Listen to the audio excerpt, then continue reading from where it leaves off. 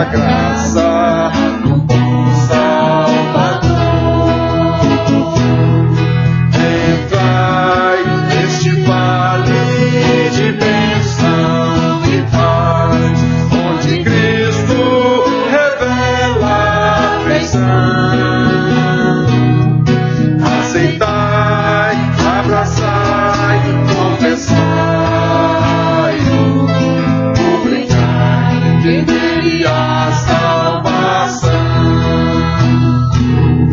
Há canções neste vale de bênção e paz, e os anjos desejam se unir a cantar com os salmos o excelso louvor de Jesus que nos veio remir. Entrai neste vale de bênção e paz, onde Cristo revela a afeição. Aceitai, abraçai, confessai, publicai nele a salvação.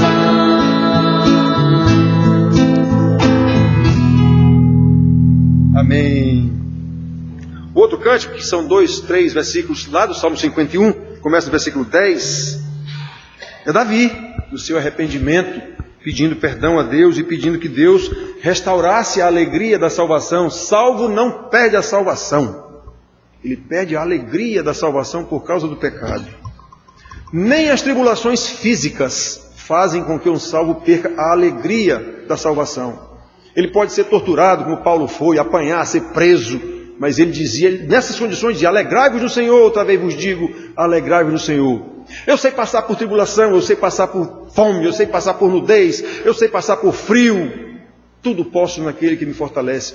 Tudo posso sofrer. Era isso que ele estava dizendo. Não era eu sou o He-Man, que nem o pessoal pensa que é. Tudo posso sofrer. É nesse sentido. Agora, o pecado tira a alegria da salvação. Somente o pecado. Então, o salmista cantava assim. E os salmos são cânticos.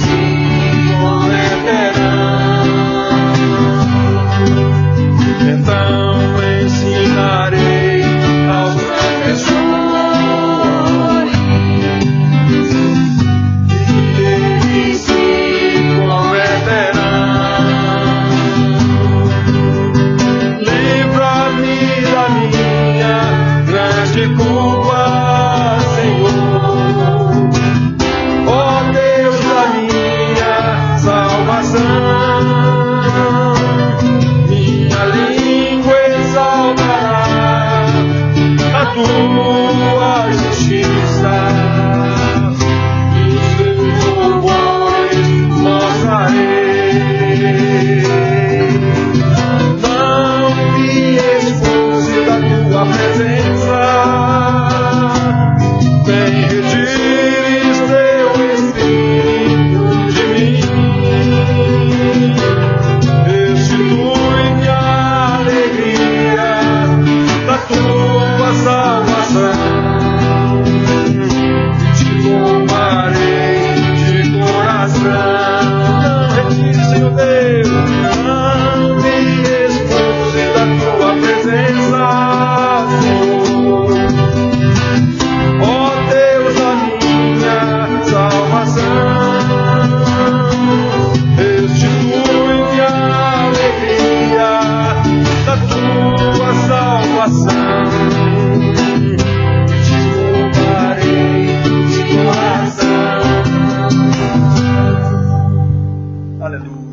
Vamos continuar louvando com o João. Passa o microfone para ele.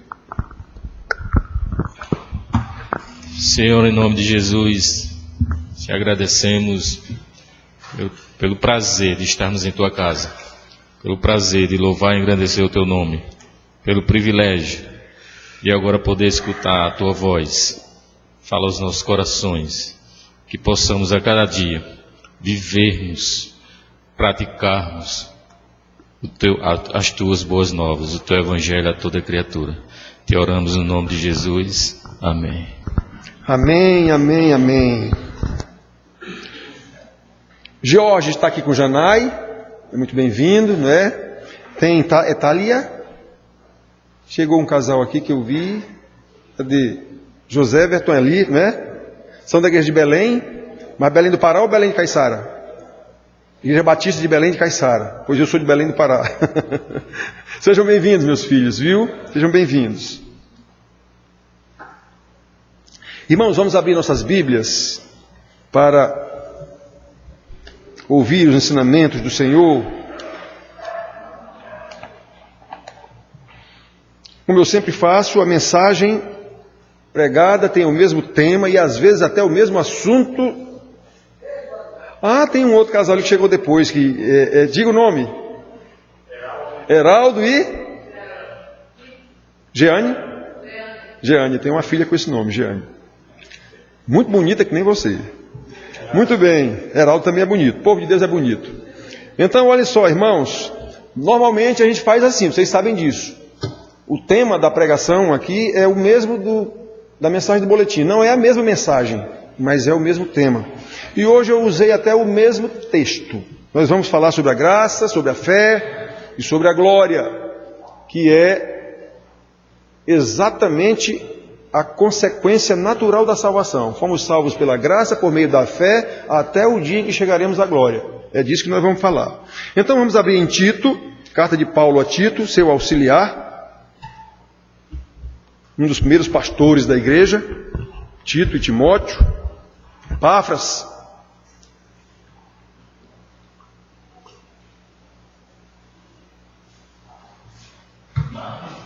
Capítulo 2, leremos os versículos 11 a 14. Tito, capítulo 2, logo depois de Timóteo, os irmãos antes de Hebreus. Capítulo 2, de 11 a 12, diz assim, os irmãos acompanhem. Porquanto a graça de Deus se manifestou salvadora a todos os homens, educando-nos para que, renegadas a impiedade e as paixões mundanas, vivamos no presente século sensata, justa e piedosamente, aguardando a bendita esperança e a manifestação da glória do nosso grande Deus e Salvador Jesus Cristo, o qual a si mesmo se deu por nós, a fim de remir-nos de toda iniquidade e purificar para si mesmo um povo exclusivamente seu, zeloso de boas obras. Que o Senhor nos abençoe para que possamos entender a explicação da sua palavra e que nos abençoe ainda mais para que tenhamos poder do alto para colocar isso em prática. Então, olhem só, irmãos, nesses 4 versículos, 11, 12, 13 e 14, nós podemos ver que o apóstolo Paulo contemplou, como eu disse para vocês logo no início, toda a salvação, toda a era cristã. Digamos, quando chegou o Salvador, quando chegou o Messias prometido, quando chegou o Redentor prometido desde Eva, prometido de novo em Abraão, a tua descendência será bendita, era a promessa de Jesus. Em Davi, o renovo da tribo de Davi, da família de Davi, em Salomão e assim por diante. Chegou Jesus. Então ele está falando aqui, não é? Porquanto a graça de Deus se manifestou Salvador a todos os homens, e ele diz que aqui é por meio do grande Deus e Salvador Jesus Cristo. Então Paulo está falando da salvação, que foi consumada na cruz do Calvário. Ele está falando da fé, que nos faz crer nisso, e por causa dessa fé nós continuamos sendo santificados até aguardar a glória do último dia. Então repare que nesses 4 versículos Paulo contempla toda a esfera da salvação. Repetindo, primeiro, a graça se manifestou na pessoa de Cristo, nesses versículos aqui. Segundo, a fé evidenciada na obediência, com a finalidade de educar os salvos, chamados das trevas para a maravilhosa luz.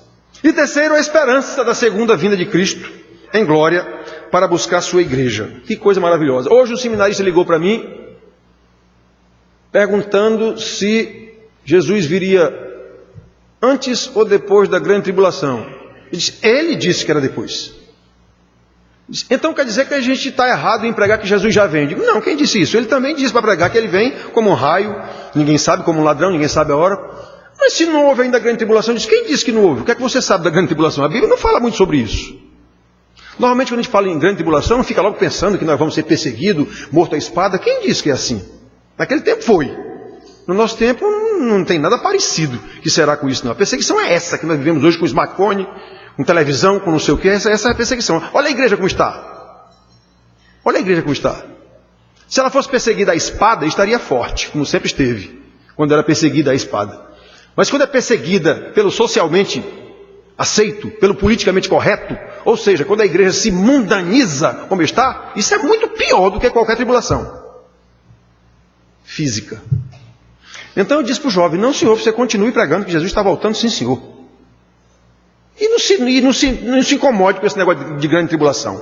Se você for salvo, você passará por ela. Deus disse, Jesus disse, que o Pai, por amor aos eleitos, abreviará essa grande tribulação. Jesus disse isso, então não se incomode com isso não.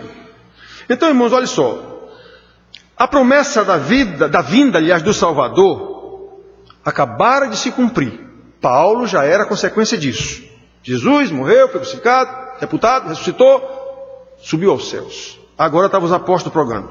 Então, como os profetas anunciaram, havia acontecido. Eis que uma virgem conceberá e dará à luz a um filho. Todo mundo sabe da história de Maria. E lhe chamará de Emanuel.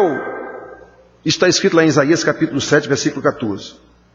Malaquias está escrito de novo. Mas para vós outros que temeis o nome do Senhor, nascerá o sol da justiça, trazendo salvação nas suas asas. Isso era Malaquias também profetizando a vinda do Redentor, do Messias. Zacarias, o pai de João Batista, sacerdote, Zacarias, em seu canto de louvor diz, graças à entranhável misericórdia de nosso Deus, pela qual nos visitará o sol nascente das alturas, para alumiar os que jazem nas trevas e na sombra da morte, e dirigir os nossos pés pelo caminho da paz. Cântico de Zacarias, Lucas 1, 78 e 79. Graça, irmãos, tudo isso é a graça prometida desde Eva. Teu descendente pisará a cabeça da serpente. A graça de Deus que se manifestou salvadora a todos os homens, como está escrito aqui. Porquanto a graça de Deus se manifestou salvadora a todos os homens. Este é o primeiro aspecto da era cristã. Lembrem-se, Cristo foi o marco divisor entre o judaísmo e o cristianismo. Ele inaugurou o cristianismo. Então, muita coisa que Jesus ensinou, ele estava exatamente no meio, em cima do fio da navalha. O ensino dele era um lado para o judaísmo, dizendo para ele, vocês nunca entenderam nada, e o outro lado para o cristianismo. Vocês, meus discípulos, vão ensinar tudo que eu estou dizendo para vocês. E assim que foi dito? Pois eu vos digo. É assim agora. Muito bem, então, irmãos, esse é o primeiro aspecto da era cristã que Paulo abarca nesses 4 versículos. A graça que sempre existiu desde o Éden, quando Deus fez a promessa do Messias para Eva, quando deu um novo descendente a Adão e Eva, darei um novo descendente, Sete. De Sete veio Enos, de Enos veio Enoque, aquele que andou com Deus e Deus o tomou para si. E daí veio Noé, de Noé 100, de 100 veio Abraão. E novamente Deus escolheu este semita, descendente de Sem, filho de Noé, Abraão, e lhe fez promessas de uma descendência que abençoaria todas as famílias da terra. E essa promessa era relativa a Jesus, o Messias, como Paulo explica lá em Gálatas 3,16. Ele diz isso, quando Deus fala lá para Abraão, a tua descendência, na verdade ele está falando do descendente, Jesus. Paulo diz isso. Essa é a graça de Deus, que se manifestou salvadora a todos os homens, Jesus Cristo. A graça de Deus veio até nós na pessoa do Filho, nascido de Maria, para resgatar o homem pecador da maior desgraça possível, a maldição do próprio Deus, por causa do pecado original. Adão, por tua causa, Adão, toda a criação é maldita. Sabe quem amaldiçoou a criação? Deus. Não foi o diabo, não, como as pessoas pensam. O diabo faz parte da maldição. Foi Deus. E agora, quem vai desamaldiçoar? Só Deus. E foi através do Messias. Foi através do Messias. A maldição do próprio Deus. Jesus veio para isso. Para conceder a maior bênção possível, que é exatamente o resgate, a libertação, a salvação, a vida eterna, a glória celeste. Por isso que Jesus veio fazer. Irmãos, como a graça de Deus na pessoa de Jesus Cristo é maravilhosa, abrangente e oferecida, como Jesus veio. Vocês não me ouvem. Ele disse isso. Eu sou a luz, mas vocês preferem andar em trevas. Andem após mim. Quem vem após mim não andará em trevas. Pois é, mas o povo não quis, preferiu matá-lo. Inclusive preferiu um criminoso, Barrabás. Vejam que coisa. Preferiram um criminoso a Jesus, que tinha feito tantos milagres, que eles viram. Eles foram abençoados, 2 dias antes, com a multiplicação dos pães. Todo aquele que estava gritando lá, crucifica, crucifica. Muitos deles estavam lá na multiplicação dos pães, com certeza absoluta. Como é que pode um negócio desse? Vejam a rejeição a Deus, a rejeição ao seu ungido, a rejeição à redenção, a rejeição à salvação. O homem prefere ficar na sua arrogância, no seu pecado. Deus não faz acepção de pessoas, é qualquer um, judeu ou gentio, branco ou preto, gordo ou magro, escravo ou livre, homem ou mulher. Não faz distinção de gênero, raça, classe social, idade. A graça de Deus se manifestou salvadora a todos os homens. Porquanto a graça de Deus se manifestou salvadora a todos os homens. Que maravilha, irmãos. Os salvos sabem disso. Os salvos recebem essa revelação extraordinária e maravilhosa do Espírito Santo. Quem não é salvo, lê isso aqui, não vai entender nunca. Não vai receber isso aqui nunca. Mas os salvos recebem. Logo, não podem negligenciar a tão grande salvação, como diz o escritor aos Hebreus. Porque uma vez salvos, o Espírito Santo passa a habitar no salvo e passa a conduzi-lo em santidade devida, como nós vimos aqui na sequência dos versículos, até o dia da glorificação. Essa caminhada em santidade é a esperança que ele fala aqui. Educando-nos, está vendo? O Espírito Santo agora habita em nós. Educando-nos para que, renegada a impiedade e as paixões mundanas, vivamos no presente século sensata, justa e piedosamente, aguardando a bendita esperança do nosso grande Deus e Salvador Jesus Cristo. A questão é, irmãos, você tem convicção de que recebeu essa graça salvadora? Essa convicção se manifesta claramente na obediência, que é sinônimo de fé. Este é o segundo aspecto dos versículos que a gente leu aqui. De toda a era cristã abordada por Paulo nesses 4 versículos. A graça salvadora também é obrigatoriamente e consequentemente, porque isso é obra de Deus, a obra salvadora, a graça salvadora é também a graça educadora. É a graça santificadora. Ela tem um aspecto pedagógico, até as tribulações, até não, principalmente as tribulações. Eu já disse para vocês pais aqui, sim, não educa filhos. O que educa filhos é não. O que disciplina filhos é não, não é sim, não. Sim, você vai criar um irresponsável. Diga não, porque o que ele quer quase sempre está errado.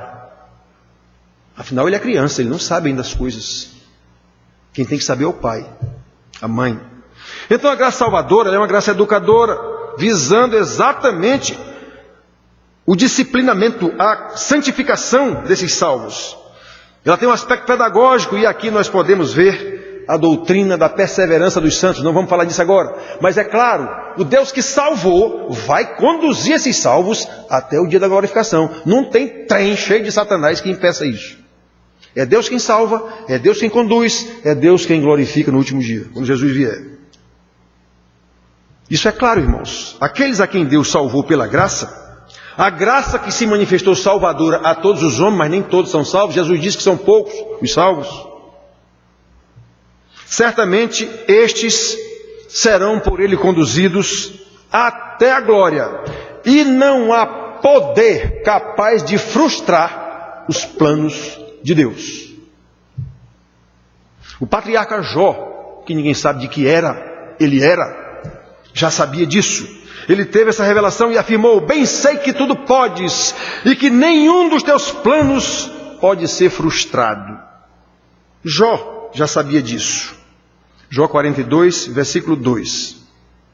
Paulo ensina aos romanos que aqueles a quem Deus predestinou, a estes também chamou, aos que chamou também justificou, aos que justificou também glorificou. Paulo fala isso tudo como acontecido.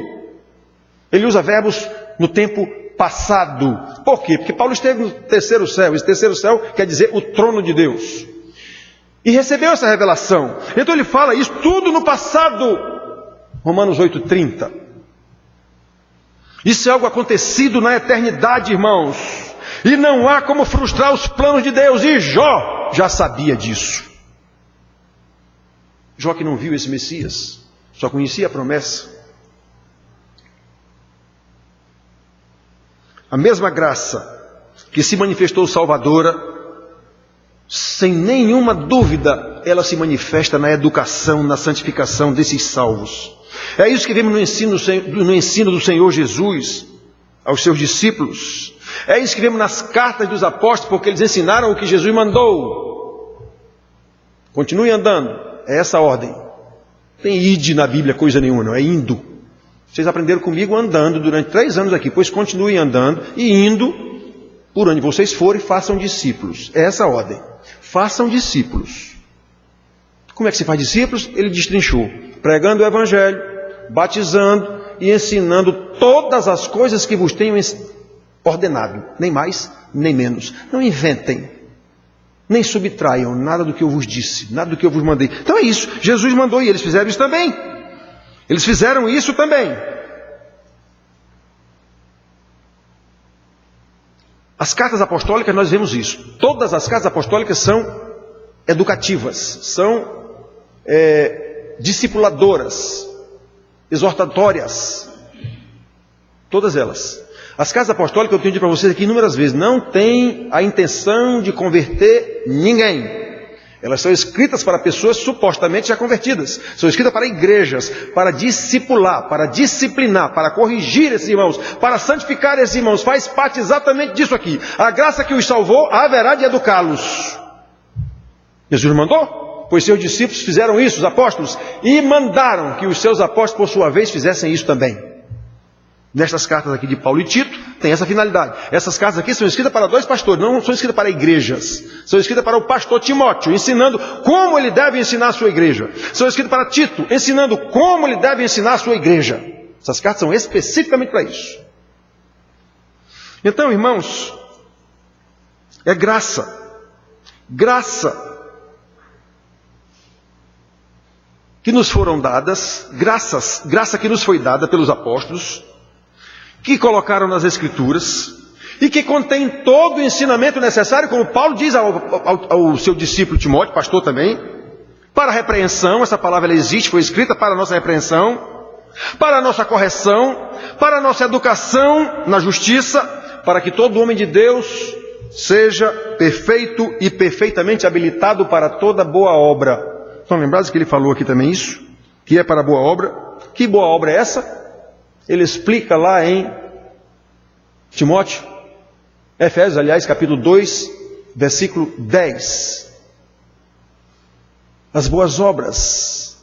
Nós fomos salvos para isso, para as boas obras. As quais quem? As boas obras. Deus de antemão preparou para que andássemos nela. Preparou em Cristo Jesus para que andássemos nela. Pois é, o crente pratica essas boas obras, não são dele não, são de Deus.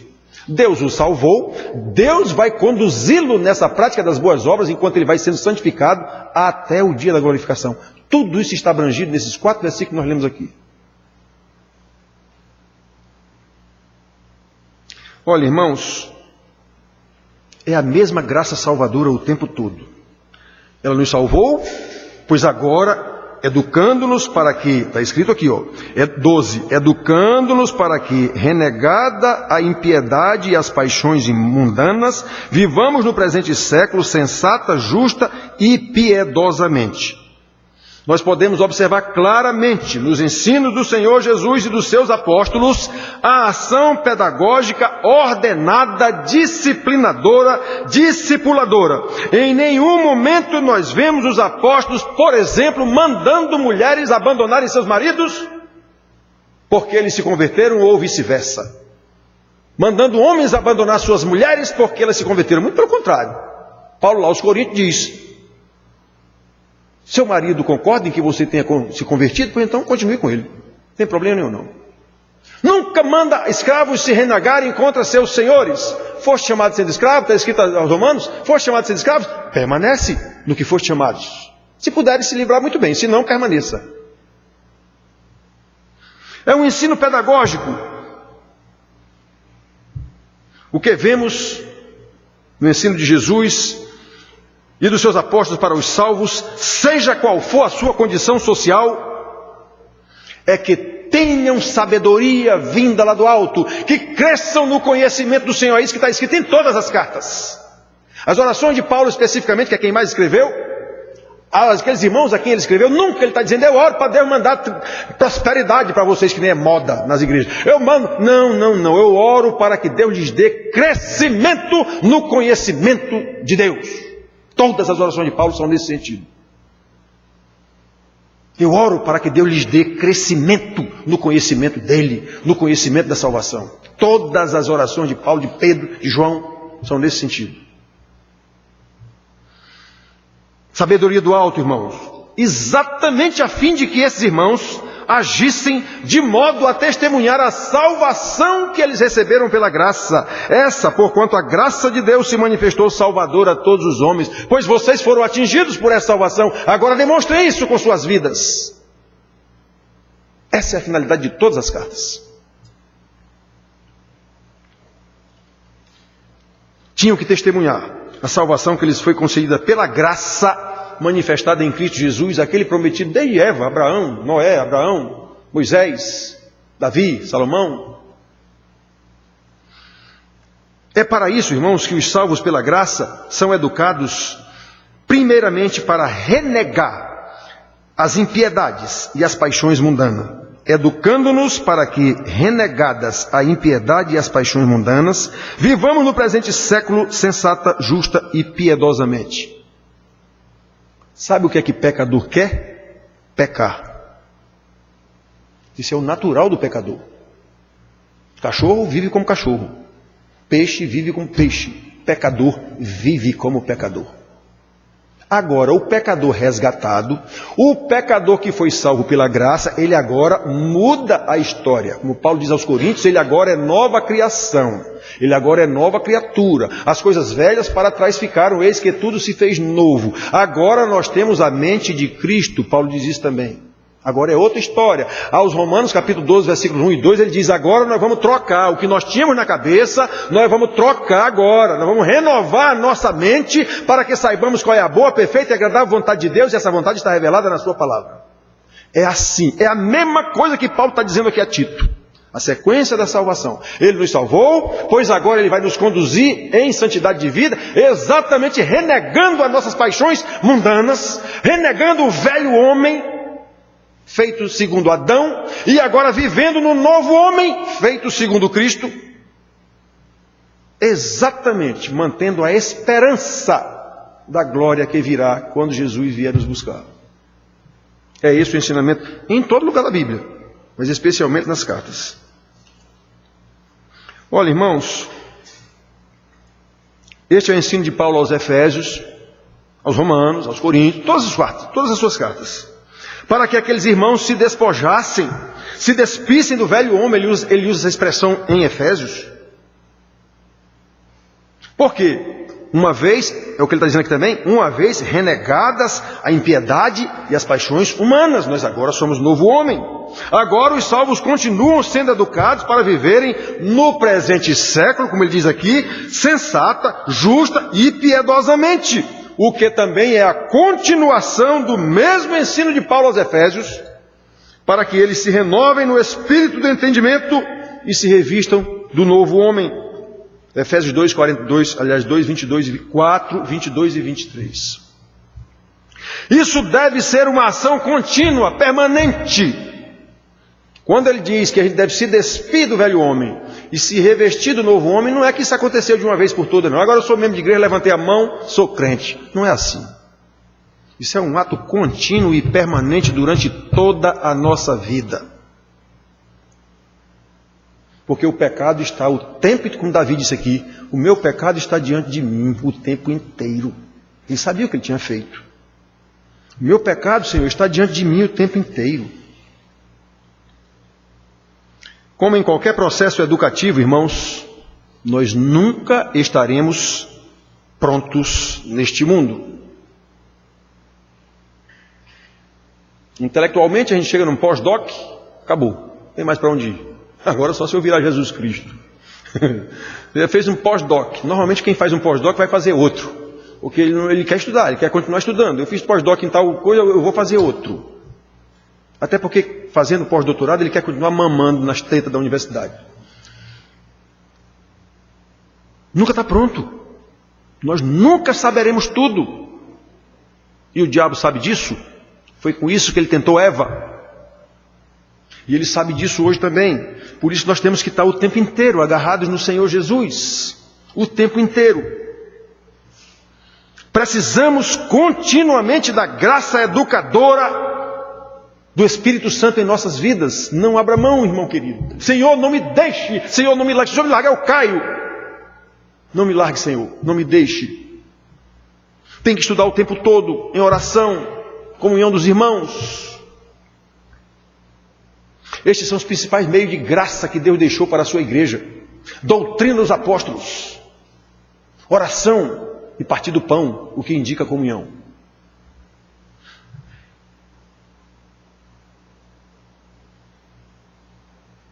É essa fé, irmãos, essa graça que mantém a nossa esperança. A questão é, de novo, você está sendo educado na graça? Você está sendo santificado pela graça na doutrina? A ponto de ter a bendita esperança mais forte a cada dia, Jesus está voltando, ou isso caiu no esquecimento, a ponto do seminarista me perguntar se a gente ainda deve pregar isso.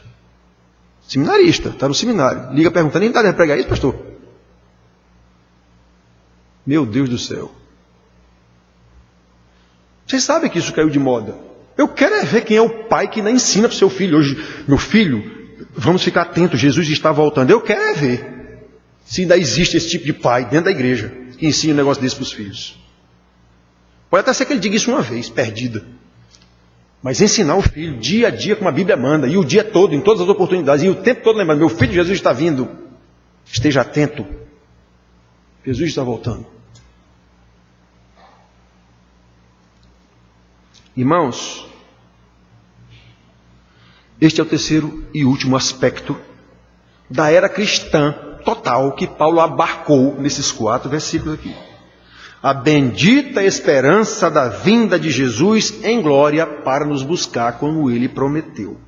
Observe que as ações nesses versículos aqui estão concatenadas, rigorosamente encadeadas. Ele nos chamou, inclusive chamou a todos os homens. Aqueles que são salvos vão deixar a vida mundana e vão viver em santidade de vida, porque eles têm uma esperança. Jesus voltará. Prestem atenção. A graça se manifestou salvadora. Continuou educando para que cresçamos em santidade. Continua, e nos dá a bendita esperança da manifestação de Jesus em glória no dia em que ele vier buscar os seus eleitos, a sua igreja. Que coisa maravilhosa, irmãos. Como Deus é perfeito em sua sabedoria. As coisas estão tudo organizadinho. Quem desorganiza somos nós. Uma vez salvos, precisamos viver vidas santas. Eu bato nisso aqui há 11 anos. Uma vez salvos, precisamos viver vidas consagradas. Exatamente enquanto aguardamos a vinda do Senhor. Está escrito em Hebreus: sem santidade ninguém verá a Deus. Esse ninguém verá a Deus, que ele quer dizer, ninguém irá para o céu. Porque todo olho verá quando ele vier e disser: para a esquerda, os bodes. Para o inferno, preparado para Satanás e seus anjos. As pessoas pensam que Satanás é dono do inferno. Não. Satanás não é dono de nada. O inferno é de Deus. Satanás não está lá ainda não. Ele só será lançado lá no último dia. Por enquanto ele está aqui azucrinando a vida da gente. É a função dele. É a função dele no plano eterno de Deus. Como é que se explica isso? Não sei. Só sei que é assim. Está na Bíblia. Então, irmãos, prestem atenção, irmãos queridos. Isto é a coisa mais lógica do mundo espiritual. Acaso pode alguém que não vive em santidade de vida ter esperança da vida eterna? Eu de vez em quando digo aqui, nenhuma igreja tem 10% de crente, mas nenhuma mesmo, inclusive esta aqui. E eu sei até quem são. Por quê? Porque Jesus disse que a gente sabe. Pelos frutos os conhecereis. Eu sei quem é que tem temor a Deus. Eu sei quem é que tem paixão por aprender a doutrina. Eu sei. Eu sei quem é que demonstra esse amor a Deus no serviço ao próximo. Eu sei. Não estou vendo? Não convivo com vocês? Isso não é juízo de valor, não. Isso é julgamento pela palavra. Acaso pode alguém que não vive em santidade de vida imaginar que vai para a glória com o Senhor quando Ele vier? Isso é a mesma coisa que uma mulher que não está grávida esperar dar luz a um filho. Ora, se ela não está grávida, como é que ela imagina que vai dar luz a um filho? Isso é loucura.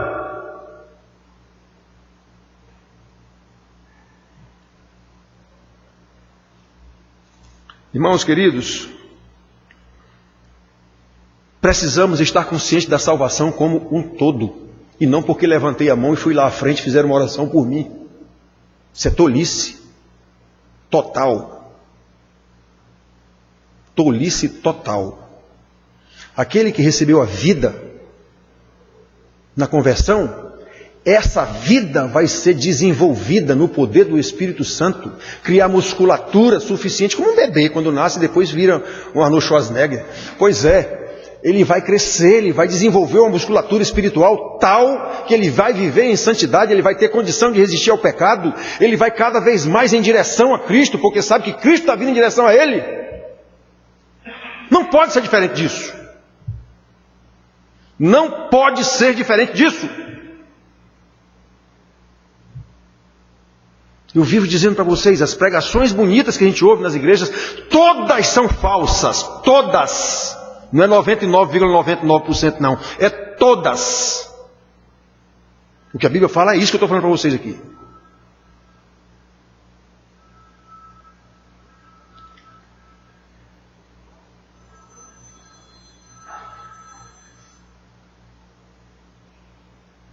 Então, irmãos, somente pode aguardar a bendita esperança, como está escrito aqui, a manifestação da glória do nosso grande Deus e Salvador Jesus Cristo.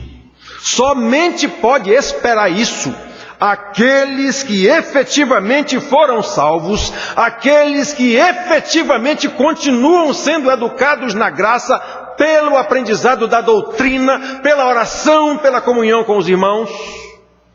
Não pode ser diferente disso, não é, não será nunca, porque foi assim que Deus determinou. Até o dia da manifestação da sua glória. E esse dia chega para cada um no dia que ele morre. Não tem mais jeito. No dia que morrer, chegou o seu dia. Agora você entrou na esfera da eternidade. Você já sabe no dia que morrer se você vai aguardar o meu Senhor para me buscar ou o meu Senhor do mesmo jeito para me lançar no inferno. Você já sabe disso no dia que morre. Você entrou na esfera da eternidade. Nesse ponto, Platão tinha razão. O corpo é a prisão do espírito. E é mesmo. Enquanto o corpo estiver vivo, o espírito está aqui dentro, não vai para canto nenhum. Pois na hora que a gente morre, o espírito é liberado. Lembram? O corpo que é pó voltará ao pó, e o espírito voltará a Deus que o deu. Pois é, está na Bíblia isso.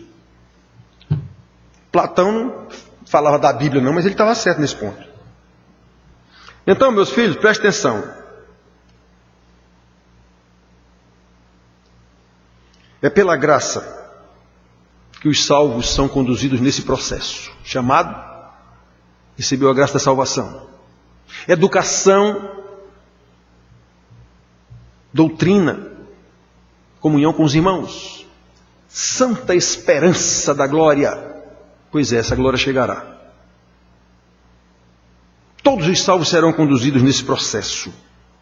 É pela graça que os salvos aguardam com ardente expectativa, clamando, como está escrito lá em Apocalipse 22:20. Ora, vem, Senhor Jesus.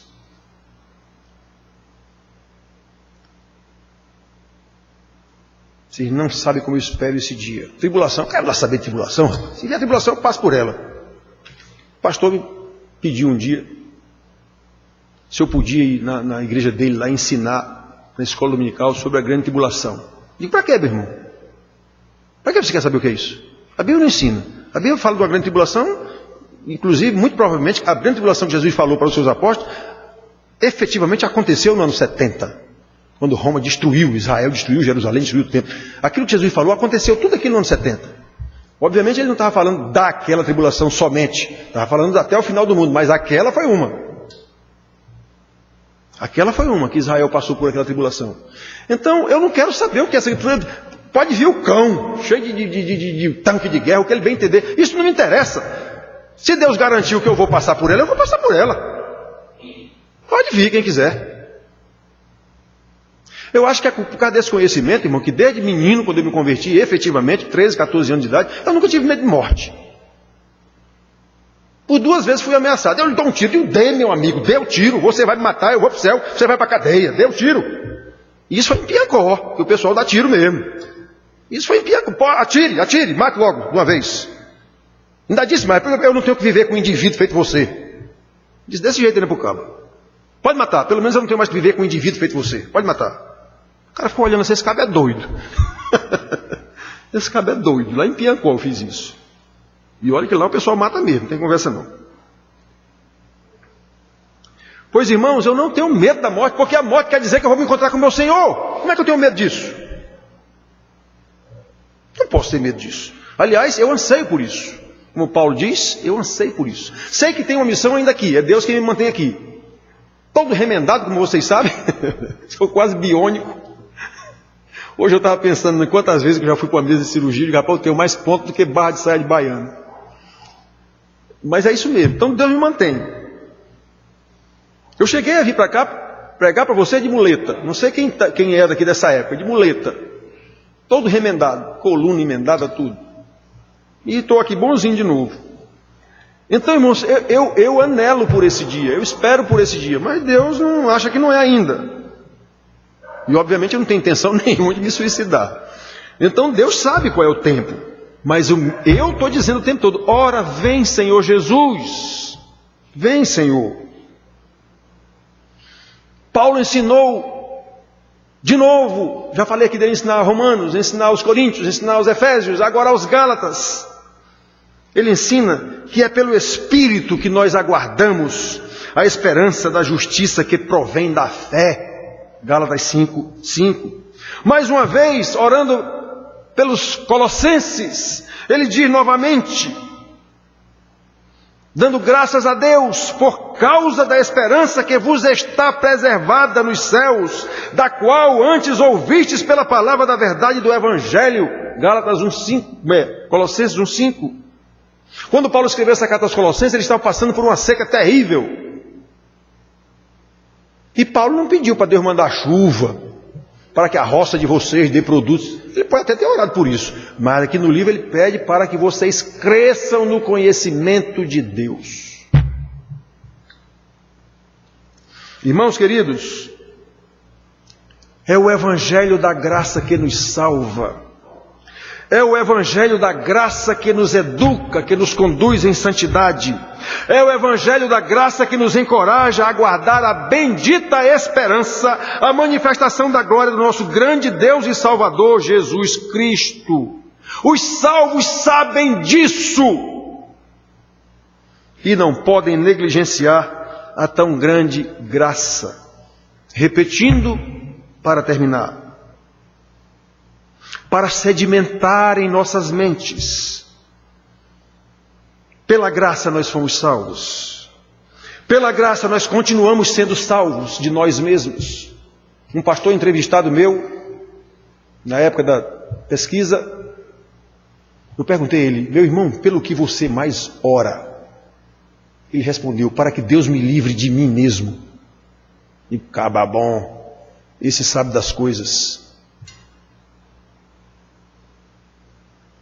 Porque os outros, como sempre, responderam um monte de besteira. Eu peço por isso, eu quero. É um pedichão a Deus. Ou seja, a glória de Deus está longe. Então, irmãos, pela graça nós continuamos sendo salvos a cada dia. Como? Santificando, para que a gente se aproxime cada vez mais de Cristo. E pela graça nós seremos salvos na eternidade. Vinde benditos do meu Pai, para a glória que vos está preparada desde antes da fundação do mundo. Esta é, de fato, a consumação de todas as coisas, novos céus e nova terra. E por isso é o Evangelho da graça que nos encoraja para aguardar esse dia, a manifestação da glória. Todas estas coisas já aconteceram na eternidade. Deus é eterno, esqueçam disso, não esqueçam. Todas estas coisas já aconteceram na eternidade e ainda estão acontecendo no tempo e no espaço por nossa causa, para que, uma vez sabedores, uma vez recebedores dessa graça que salva, dessa graça que santifica e dessa graça que um dia glorificará, nós vivamos aqui nesse mundo, demonstrando essa salvação exatamente para louvor da glória de Deus. Foi para isso que Ele fez essas coisas serem assim. Louvado seja o nome do Senhor. Amém.